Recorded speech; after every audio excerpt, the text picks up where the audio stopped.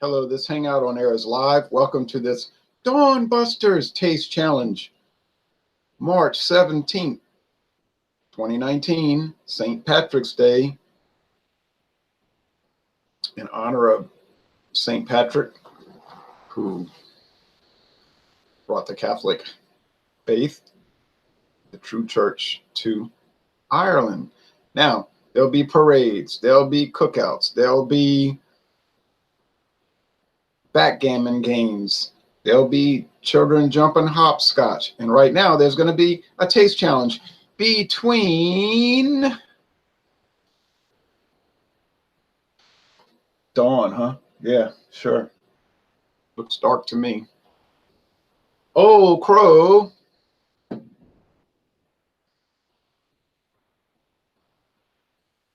Kentucky straight bourbon whiskey, sour mash. This is not the original. This is 80 proof. This is not the original Old Crow. This is a modern version. Old Crow was bought out by Jim Beam, now Beam-Suntory, in 1987. The Old Crow distillery is no longer in operation. It's an abandoned site and looked kind of unsafe. Saw that some people had trespassed on the site and took some interesting photos. But anyway, Dr. James Crow's Old Crow, the original, they claim, sour mash Kentucky straight bourbon whiskey. Well, let's say it's the original to the best of our knowledge. Was he the first person to do sour mash whiskey? Not necessarily. My nose was itching, but he is the first person to popularize it. We know that, to make it a thing. You don't always get credit for being the first. You get credit if you're the first to popularize something. Okay, you say, oh, that guy didn't invent the telephone. Well, he was the one that got it really popular. Okay, but anyway, Columbus didn't discover America. Yeah, but he told everybody about it. He didn't even know where he was. Yeah, but he went and told everybody about it. The Vikings were there hundreds of years before. Yeah, but they didn't go tell anybody about it. See the difference? You gotta put the word out. Gotta put the word out. Virginia Black. Virginia Black is the competitor today, and it's black bottomed. The bottom half is black. It's some kind of surface inside, some kind of applique inside the bottle that gives it that color. I don't know what that, some kind of sheen. I guess they dip it in something and it makes that on the inside. But whatever. Virginia Black, VB. I saw it yesterday at Discount Depot. My friend David. We went to church. He said, "Yeah, I'll go to mass with you." I said, "Okay." We went to St. Martha's Catholic Church in Harvey, Louisiana, right off La Palco Boulevard. La Palco, Louisiana Power and Light Company. True story. That's where that name comes from. He was fascinated by that. He said, "I never knew that." I said, "Yeah." I said, "It's interesting how these names come about, huh?" He said, "Yep." All right. This was $37.99 at Discount Depot. He wanted me to take him to Discount Depot, and then I took the wrong route, and I said, "Oh wait. Well, I said, let's just go to Savannah Discount anyway." We went. We didn't buy anything there, except he did buy a bottle of water. But I'm gonna go back there in about a year and see if anything's changed. Just like I'm gonna go to Aquista Paces this coming spring to see if anything changed there in Covington, Louisiana. Then we went back north on Louisiana Highway 45. And right east of that highway is on US 90 business route is Discount Depot. We went in there because he wanted this wild turkey they had on sale. So $7.99 per $3.75. It's $15.98 for a bottle. That's a good deal for wild turkey. Although not the greatest deal, because I remember at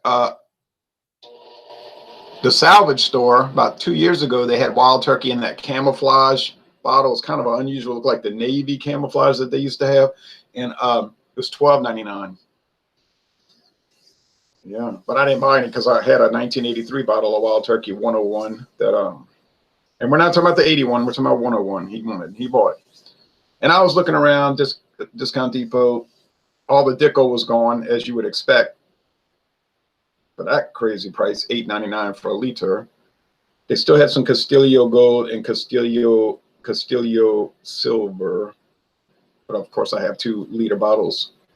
I have a liter of gold and a liter of silver. I didn't need it. I was just looking around. It was nice. They had the if I can speak, what do you call that brand? Gin. Wasn't Taka gin, it was Skull.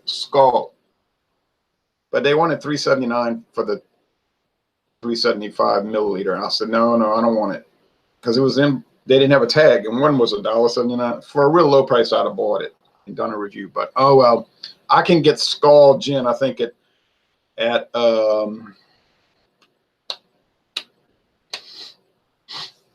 Dorgnac's probably for very cheap in a nice glass bottle. But that's immaterial to this. So the Old Crow is gonna probably win, but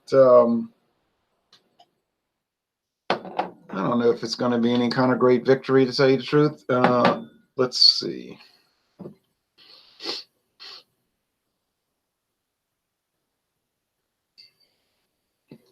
If you want to talk about these beverages, you can join Alcohol Eggs on Facebook. That's a group, Alcohol Eggs. And we talk about, you guessed it, alcohol, beer, wine, liquor. Just endlessly talk about it. So, you know, don't join and then complain that that's all we talk about, because that's the focus of the group. Like, don't join Rock and Roll Club and then cry because everybody wants to just talk about rock and roll. And then you say, what about country? Of course, you could start your own group called Country Music Group, or Loving Country Music, or whatever you want to start, or a jazz group. I actually prefer jazz over rock and roll, honestly. But then, you know, I would start a jazz group if I had a big jazz record collection or something. So, yikes. So, that's how you want to handle those things. Now, if you join Alcoholics, I had to talk to somebody in particular, but there's more than one, but mainly one, about the photos they post. I was like, you want to make sure you comply with the high standards of the group. If you're going to show a photo of beer that you had, this is good. But we want to make sure it's a nice, presentable photo. You know, don't take a picture of a beer you drank with like gunk all over the counter, like you dripped stuff on the counter and it dried, and you didn't have the initiative to take a hot, wet towel and wipe it. Or I can't stand going to like Taco Bell and the counter is sticky. It's like, I told Taco Bell 2 weeks ago, I was in there and I said, hey, if you give me a hot towel, I'll wipe your counter for you. I told him that. And the lady was like, oh, I didn't get to do it yet. But I would have wiped it actually, but I was giving her like an oblique message, right? Like, hey, how about wipe your counter? So I said that I said here, and I posted, here's some tips to make your photos look nice. A nice clean setting. You want to show beer, you want people to want to drink the beer. You don't want to show a photo and make people's stomach turn, you know, like want to puke. A lot of people don't understand lighting. Like, they'll have the light shining from behind the beverage, so then you basically see a shadow. You want to have the light shining at the beverage, right? So then it's lit up. These are basic tips. The most important, well, the lighting is good to do, have that straight, but most important is clean, neat, and presentable. This must happen. And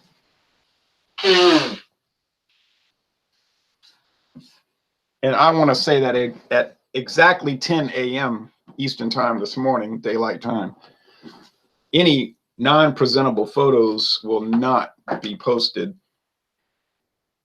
Well, they might get posted, but they won't remain on that site, Alcohol Eggs. And all past non-satisfactory photos will be deleted. Nothing personal. It's nothing ugly. It's just that this group was created to make people want to grow the hobby and be interested in alcohol, beer, wine, and liquor, not to be turned off by it. So that's just some tips, and everyone's welcome to join.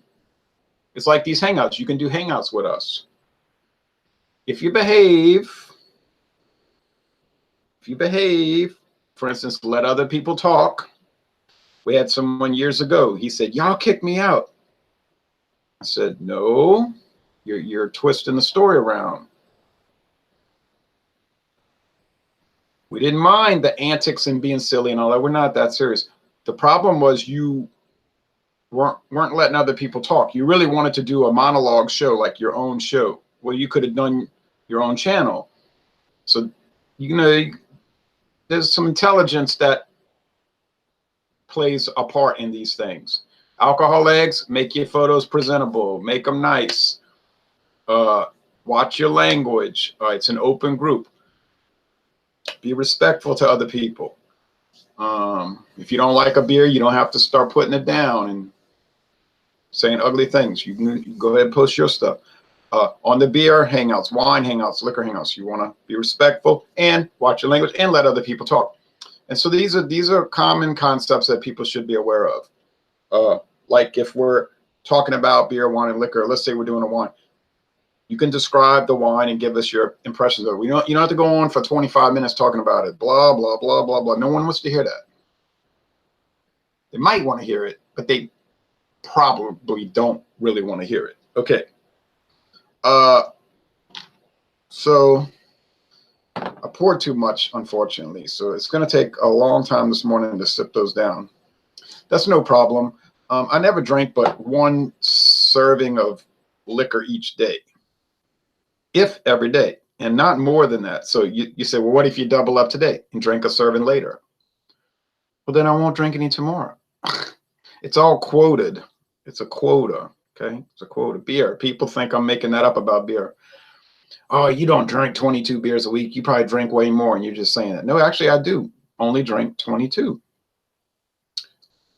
Up to 24, but almost never getting to 24. Now, if I drank more than that, I would just tell you I did. If I drank 20 a day, I'd say I drank 20 a day. I wouldn't be proud of it. But then I don't do that. Okay, now,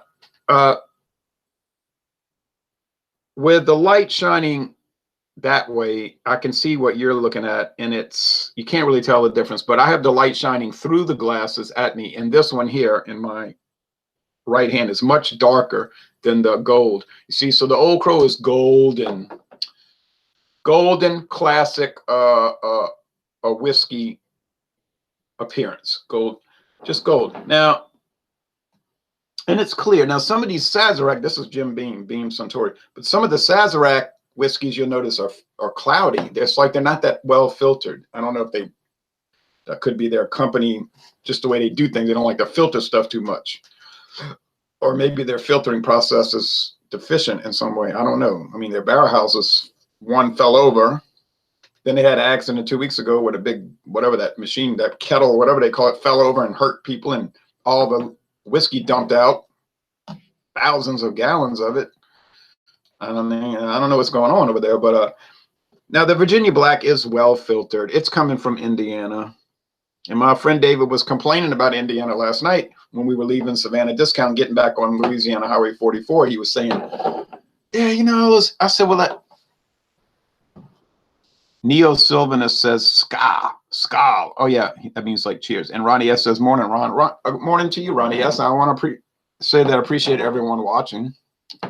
So he was saying, I don't like that stuff that comes out of Indiana. I said, well, it's a respectable distillery. They do a lot of contract distilling mostly. Now they started making their own brands, Midwest Grain Products, which they acquired that after Seagram's went defunct. Seagram's company actually went out of business in the year 2000, 19 years ago. And everybody came in, swooped in, and bought all the assets from the creditors, I guess, who seized the business. They couldn't. It's a problem when you can't make your payments, your debt payments. If you're a beer, wine, or liquor company and you want to start buying amusement parks, magazine companies, all this stuff, fine, do it. But you better be able to make the payments. And if you can't service the debt, guess what? You ain't going to be in business. Oh, God. Excuse me, Lord. I just spilled it into my keyboard. Well, let's do a little cleanup here. Well, oh, golly. See what happens when your eyes are closed? All right.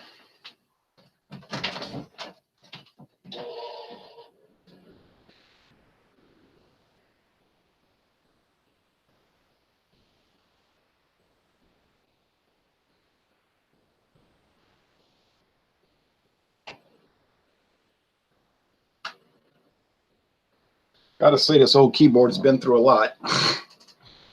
The worst incident was spilling beer on it.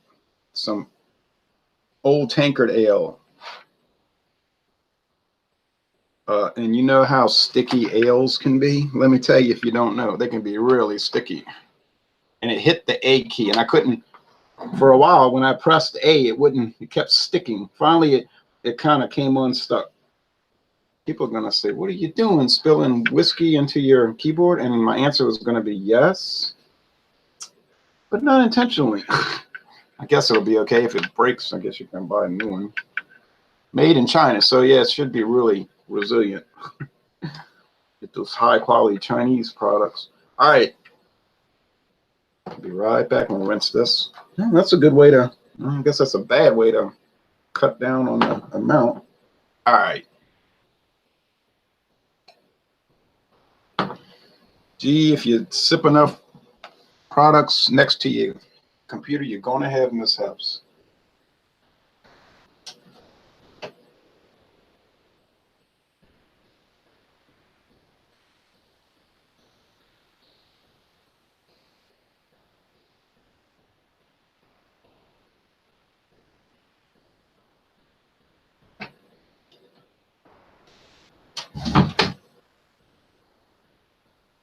I noticed that some of these glasses tend to be a little top heavy, and they're flimsy. They kind of, Craig said, whoops, hopefully it'll still work. I know, right? Don't really feel like going to buy a new keyboard, to tell you the truth. I think I still have one. But sometimes I think they don't fit one company to the other or something. They make it like that. You got to buy their keyboard or something. Wow. Man.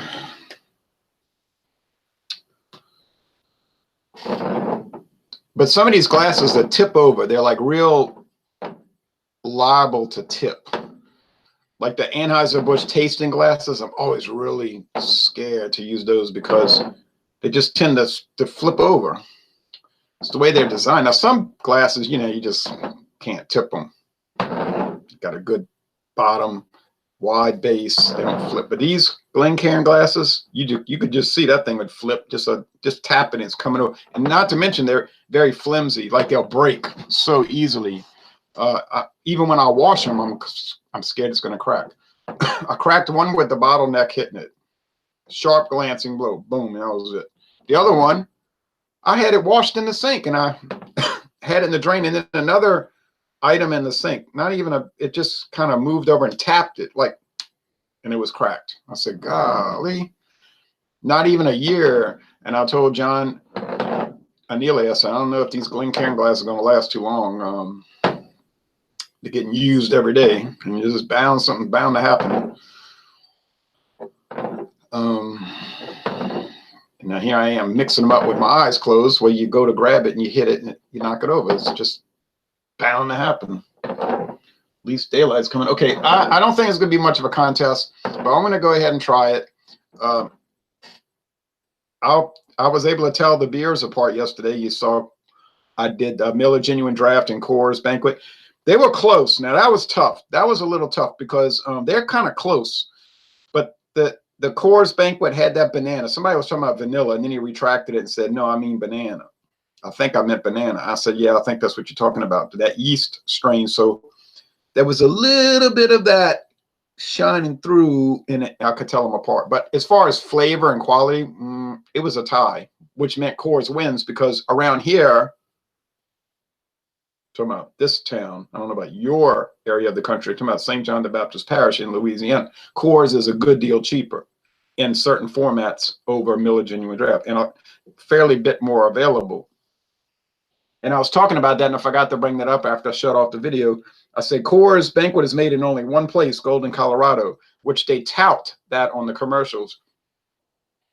But if you think about it, it's a bad sign, because that means the brand doesn't have enough volume to be made anywhere else. You know what I mean? So they make it in Golden, Colorado, because it doesn't sell enough to make it worthwhile brewing at other places. Whereas Coors Light is brewed all over the country and all the Miller and Coors breweries. Why is that? Much higher volume of sales.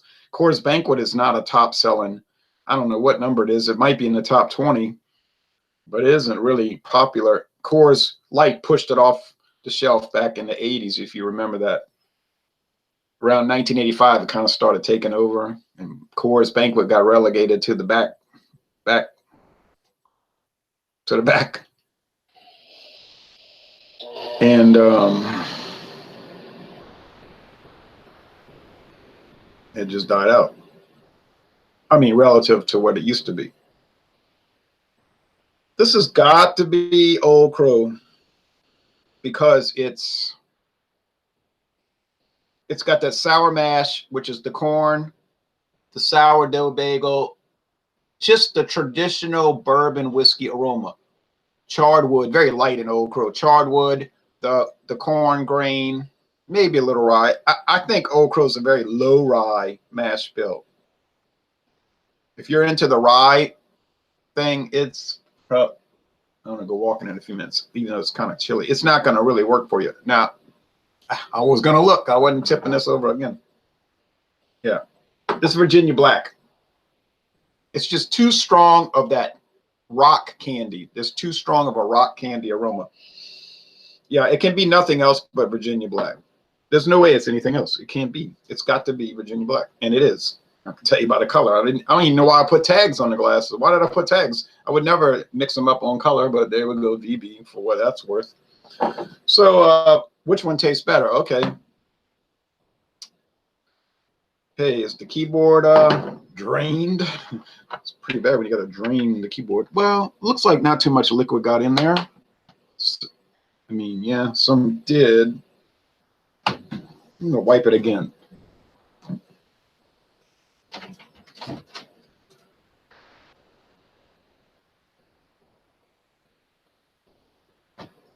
I guess being that it's high alcohol, 80%, 40%, I mean, a lot of that will evaporate. It won't be, I don't think it'll be sticky like a dang ale, strong ale, high hop ale.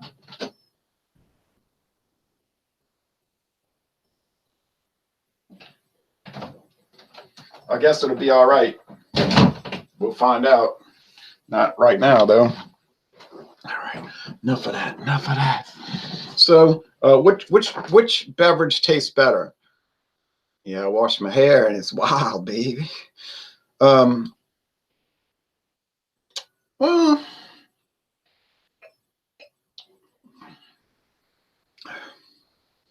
Old Crow's got the nice charred white oak. It's got corn, a little bit of dried flowers, the candied fruit, cake fruit. It's not too elaborate, though, honestly. Old Crow is sort of like more basic than elaborate.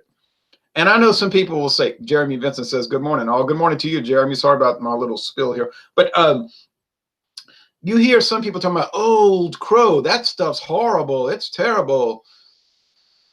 Well, it's not horrible and it's not terrible. You could say it's basic. It's kind of dull. All right, I'll go along with that. Okay. It's on par with Ancient Age. You know, you got your basic bourbon from Jim Beam, and that is Old Crow. Fine. Aged 3 years. Some people claim it's a Jim Beam that's only aged 3 years. The same mash bill. I don't know. Is it? They don't really tell you, so I don't know how you could back that up. But maybe you got some evidence. I'd be curious to see it. By tasting it, yeah, I mean, I would believe that it's a 3-year age Jim Beam. It wouldn't shock me. Wouldn't shock me. It doesn't taste really that different from Jim Beam. I'm not a huge bourbon fan, though, honestly, because I gotta watch what I say, but I don't really have to watch what I say, because if people are gonna get so irate that they would unsubscribe to the channel over a comment like that, I mean, maybe they shouldn't be watching the channel, because I really don't like bourbon that much. It kind of all tastes the same to me. You say, "Oh no, I don't like you." I, I don't dislike it, but I don't see what is the big deal is a big deal to other people. You know what I'm saying?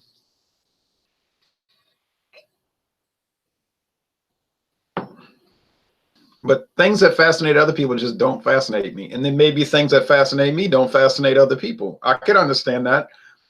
Your counterpoint might be like, well, you love comic books. Who likes that? I don't. Well, I understand that. And I wouldn't be angry at you if you didn't like comic books. But there's channels I don't watch. Why is that? Well, I'm not interested in them. Makes sense, right? Like you say, I'm going to show you different tools. Here's a power saw. Other people would love that. I had no interest in it. So therefore, I won't watch it. I'm not going to be hostile to it.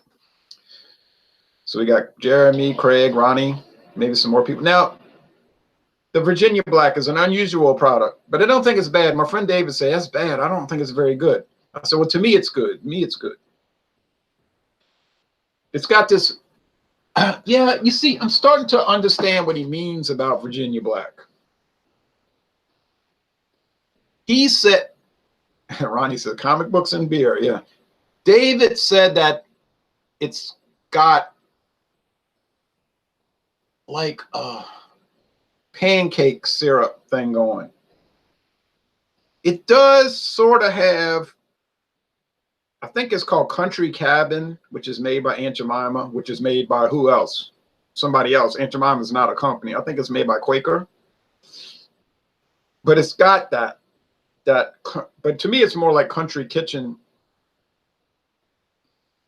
than the Aunt Jemima. But it's that, could it be flavored? It could be, because it's American whiskey and not bourbon, even though it's a combination of 2-year, 3-year, and 4-year age bourbons. Let's go with the taste.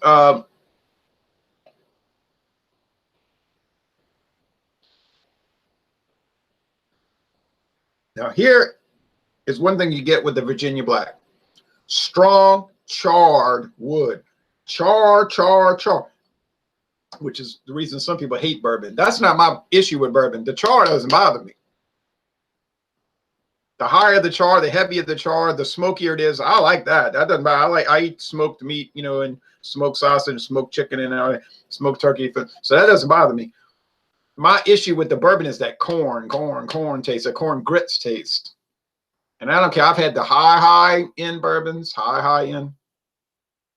Still had that same corn grits taste. And yeah, of course, I've had the low end. I'm drinking them right now. Never had the Winn-Dixie brand bourbon,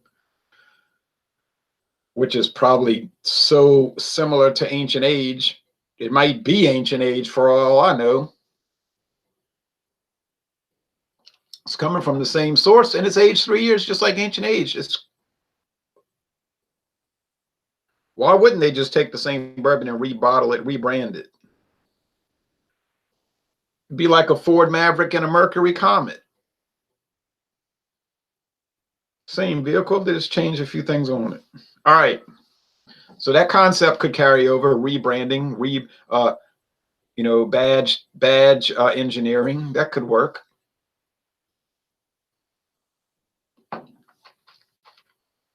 It's done in the Vienna sausage world for sure.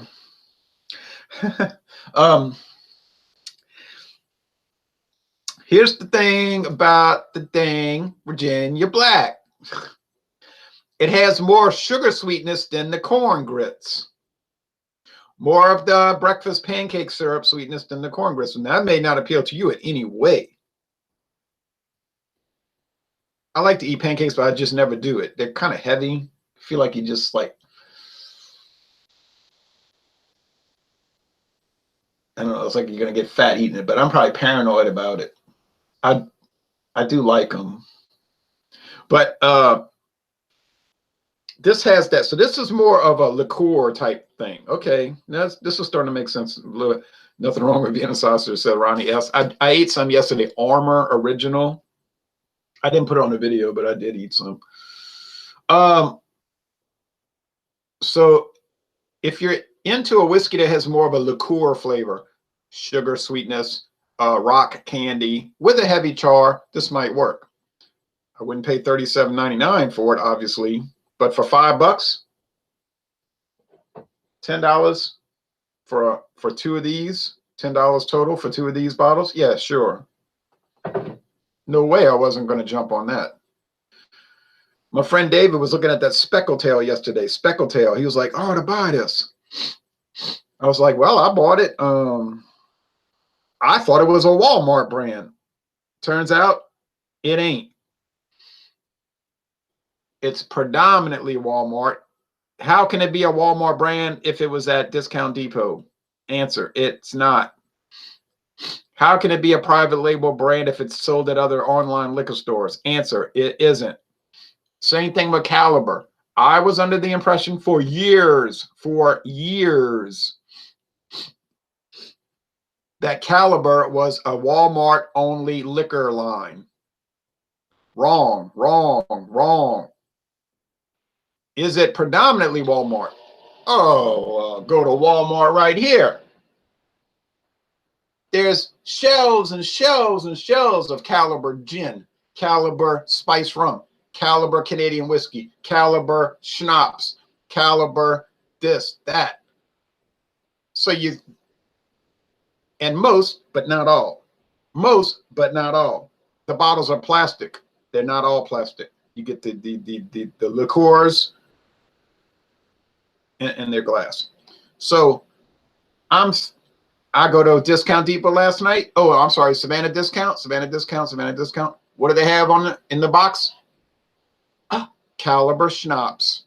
Well, there we go. Caliber in the glass, long neck, kind of look like a genie bottle.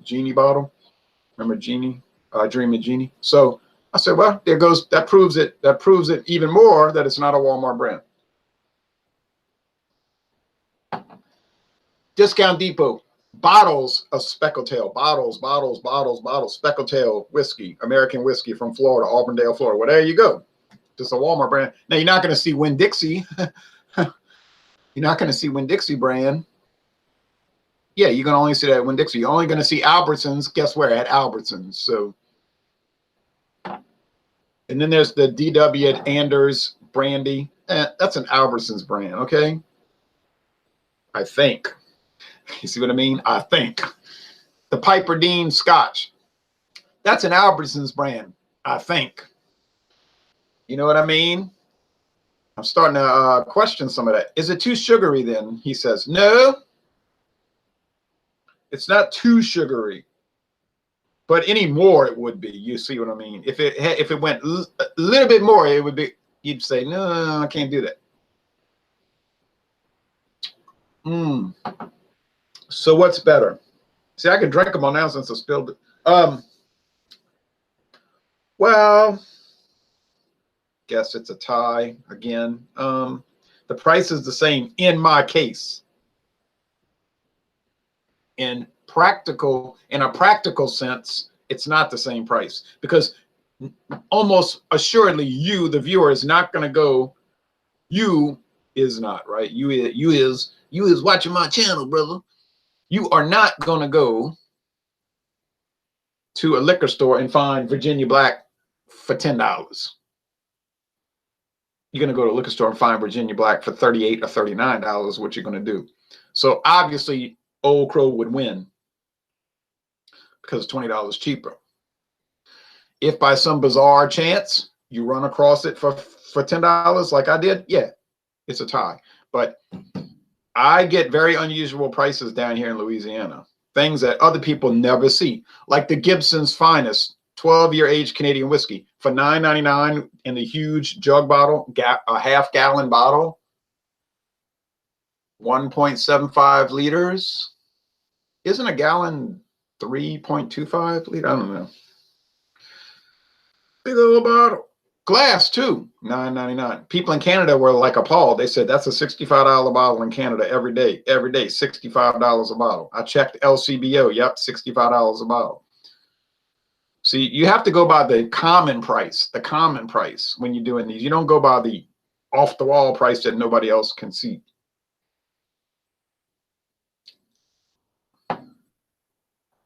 BT4K says bought a fifth of E&J XO for the weekend festivities. I love E&J XO. It's a mighty fine brandy. It can really go toe to toe with cognac. Most cognacs that I've tried. I mean, I never tried Louis XIII cognac since it's $3,995 per bottle at Dornax. Don't think I'll be buying that. Ronnie said, we have a dog and a cat in the chat. That's right. And then last night, my friend David said, oh, I said, that's a cognac. We were at Discount Deep. I said, oh, 3.78 liters per gallon. Oh, all right. So a little bit less than 4 liters. Okay, so let's see. Oh, yeah. So it's not too far off. So, yeah, it's not really a half gallon, but it's close to it. All right, but anyway, I don't like the metric system, even though it makes sense because it's based on the decimal system, and our U.S. money is based on a decimal system. And it's funny that I have all these British people coming to America, and they use the metric system, and they say they can't figure out the U.S. money. Like Stuart Picard was like, I never could figure out the money. I was like, well, it's just 10. It's everything divided by 10, you know. 10 pennies make a dime, 10 dimes make $1, $10 make $10, 10 tens make 100. A quarter is 1/4 of a whole. A $quarter, he'd say, I couldn't figure it out. A $half is half of $1, but it was like confusing to him. I don't know why it was confusing. It was so basic.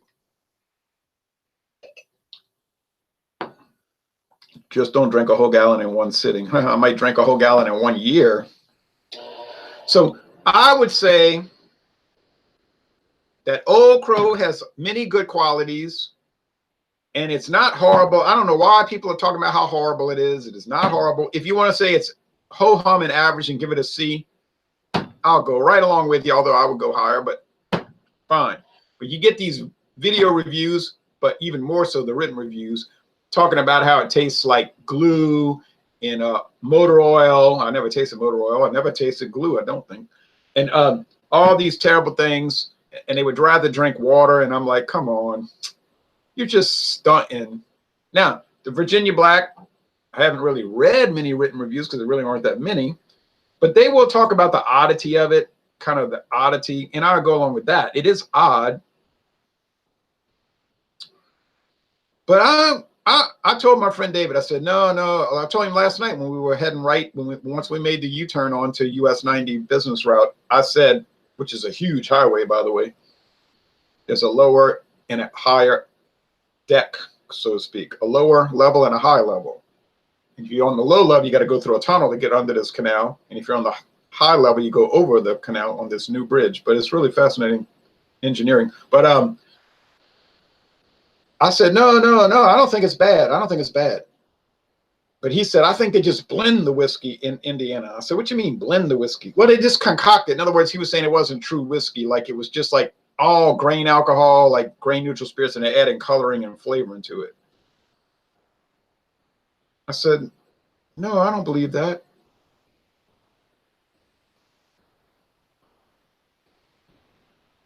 But his opinion, they were just ruining stuff.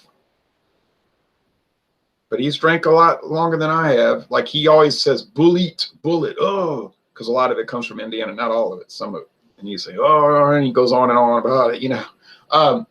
Then we were talking about cognac. I said, well, cognac has, no, and he asked me, he said, where's that from? And I looked at him like this. I said, what do you mean? He said, where's that cognac from? I said, well, it comes from France. He didn't know that. I said, don't you know that all cognac has to come from Cognac, France? It's a certain region of France next to the Atlantic Ocean. Oh, no. He said, no, I didn't know that. He said, oh, you mean like champagne has to come from the Champagne region of France? I say exactly, except in the case of the United States, a lot of champagnes were on the market before they started that rule. So the US government said they could continue to be called champagne, like Roger and that. And the government of France is like, you, no, no, je ne, we are not going to go along with that. And the US government says, well, since France don't own the United States or any part of it anymore, you can't really enforce your laws here. Naturally, they're not allowed to sell that stuff in France, like Roger Champagne. Oh, over there, they might call it Roger Sparkling American Wine or something. But any new wine brands that are champagne-like, they don't call them champagne. They'll call it bubbly or sparkling wine. That's the kind of like, I guess you say smooth things over with Europe. But the ones that were already on the market, they're still American champagne. Okay, so I thoroughly enjoyed the Virginia Black. It has a tea-like quality. It is strange. Rock candy and tea. But strange don't mean bad. Strange doesn't mean bad. It could mean bad, but it doesn't necessarily mean bad. And I don't think it's bad. It's just unusual. So if you want an unusual drinking experience, try the Virginia Black. I never would have tried it for $37.99, but when I got the cheap price, I bought it, and I'm very pleased with it. I'm very pleased with it. Old Crow, yeah, it has attributes. Jeremy says strange, but in a good way. Right. Strange, but in a good way. Sometimes things are strange and in a bad way.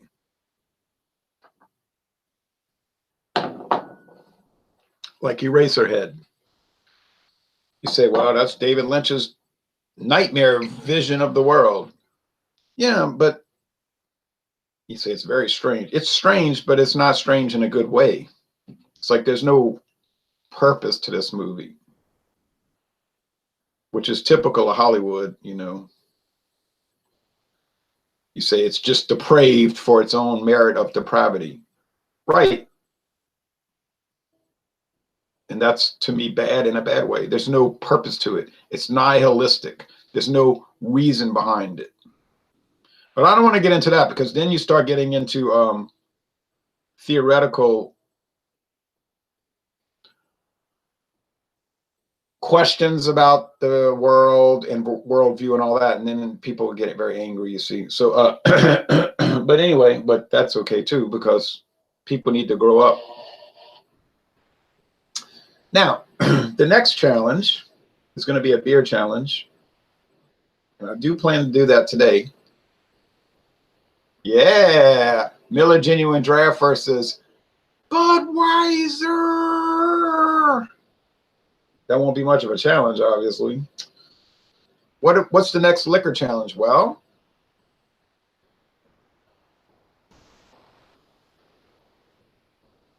oh, that's the train. Well, the next liquor challenge is going to be Scotch. Uh-oh. Yeah, baby. Oh, baby. We got Sir Malcolm Club. Sir Malcolm, what is it called? Sir Malcolm Royal Club. Yeah, it's a Royal Club whiskey. All the Royal Clubs of Europe serve Sir Malcolm for $9.99 a bottle. Yeah, sure. But that's a very, very surprising Scotch. Very surprising. So we got Sir Malcolm coming up versus everybody else. Get ready. Get ready for the next 2 weeks. Sir Malcolm versus everybody else. Everybody love me. So Sir Malcolm on the market for 52 years since 1967.